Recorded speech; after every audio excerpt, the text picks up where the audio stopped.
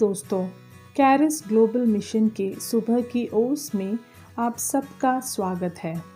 आप सबके जीवन में ऐसे क्षण आए होंगे जब आपने कलीसिया में ऐसे उपदेशों को सुना होगा जो किसी किस्म के व्यक्तियों की ओर लक्षित किया गया है। शायद पतियों की ओर, पत्नियों की ओर, बच्चों की ओर, पादरियों की ओर या उपदेशकों की ओर हो। जिस क्षण हमें लगता है कि यह हमारे प्रति नहीं है, तब हम पवित्र शास्त्र के उस पन्ने को बड़ी विशालता से पढ़ते हैं और उसे दूसरों पर लागू करना शुरू करते हैं।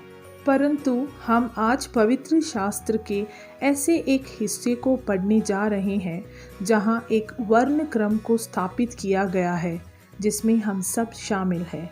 मैं आप सबको यह याद दिलाना चाहती हूँ कि एक कहावत है जो कहता है कि खामोशी स्वर्णामिक है। जब हम अपनी राय को व्यक्त करते हैं और वह किसी को चोट पहुंचाता है, तब मौन रख कर उससे निपटना एक अच्छा तरीका है। परंतु जब हम सच्चाई बताते हैं या उसका खुलासा करते हैं, तब मौन को धारना या खामोश रहना सही नहीं है। परंतु जब हम सच्चाई बताते हैं या उसका खुलासा करते हैं, तब मौन को धरना या खामोश रहना सही नहीं है और हम आज इसके बारे में ध्यान करने वाले हैं। एफिसी की पुस्तक 4:15 में हम पढ़ते हैं, वरन प्रेम में सच्चाई से चलते हुए सब बातों में उसमें जो सिर है अर्थात मसीह में बढ़ते जाए। एक तरफ पर वे लोग हैं जिन्हें सच बोलने से कोई परेशानी नहीं है, दूसरी ओर वे हैं जो सभी के लिए प्यार और स्वीकरण प्रकट करते हैं, और फिर उनके बीच में बाकी बचे हुए हम हैं। हम जानबूझकर किसी को चोट नहीं पहुंचाना चाहते, लेकिन हम जानते हैं कि कुछ बातें ऐसी हैं जिन्हें कभी तो बोला जाना चाहिए और ऐसी स्थितियों को दृढ़ता से संबोधित करना चाहिए। हम ऐसी स्थिति को कैसे संभालते हैं?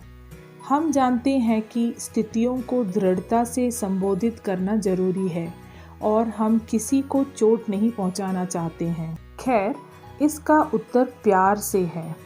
वह व्यक्ति जो सच्चाई का खुलासा या व्यक्तिकरण करता है, वह व्यक्ति के द्वारा विशेष संवेदनशीलता को प्रकट करना जरूरी है।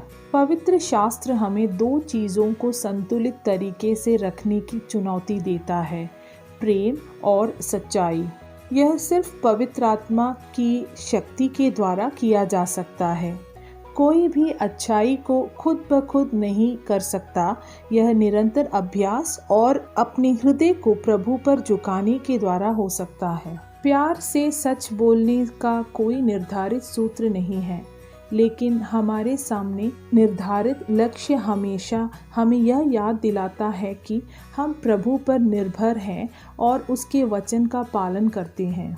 अभ्यास के द्वारा शायद हम सही तरीके को नहीं सीख सकते, परंतु उसके द्वारा हम निरंतर शक्ति और दया में बढ़ सकते हैं, जो हमें सही रास्ता ढूंढने में सहायता कर सकता है। आशा करती हूँ कि आज आप सब प्रभु पर निर्भर होकर प्यार में सच्चाई बोलें।